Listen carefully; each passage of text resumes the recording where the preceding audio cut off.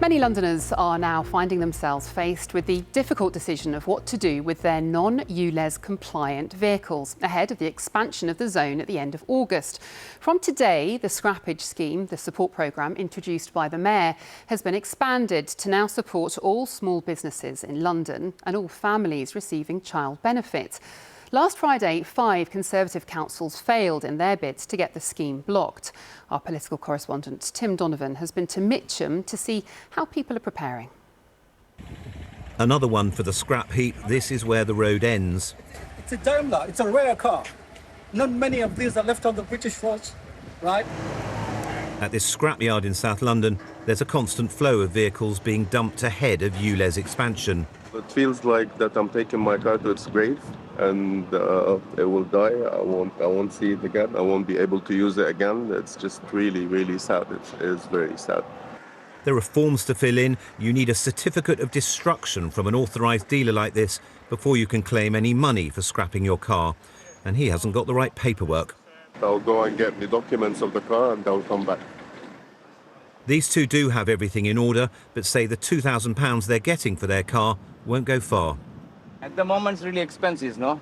Because I have to buy a petrol car because I can't buy diesel. Buy like a normal car. If you buy, I saw like a 3,500, 4,000. In one digital marketplace, newer diesel vehicles are up in price, but not so petrol cars. Definitely people are still buying cars, and actually the price difference between a non-compliant car and a compliant car isn't as high as some people think. There are compliant petrol cars available for as little as £2,200. From today, more people can apply for scrappage. Families on child benefit and bigger businesses are now eligible. So far, the Mayor hasn't put any more money into the scrappage fund. It's still £2,000 to scrap a car and £5,000 for most vans. But Sir Keir Starmer, the Labour leader, has called on him to reflect, and other senior Labour figures say he should delay, so he could have to come up with more.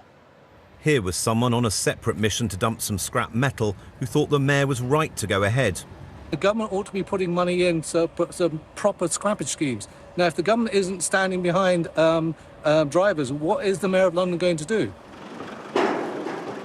This kitchen fitter was not here to get rid of his non-compliant Toyota van. Only 65,000 miles, really reliable. Too much money to buy a new one, £15,000 to get something that's compliant. So I'm just going to have to pay the £12.50 a day and charge it on to my clients.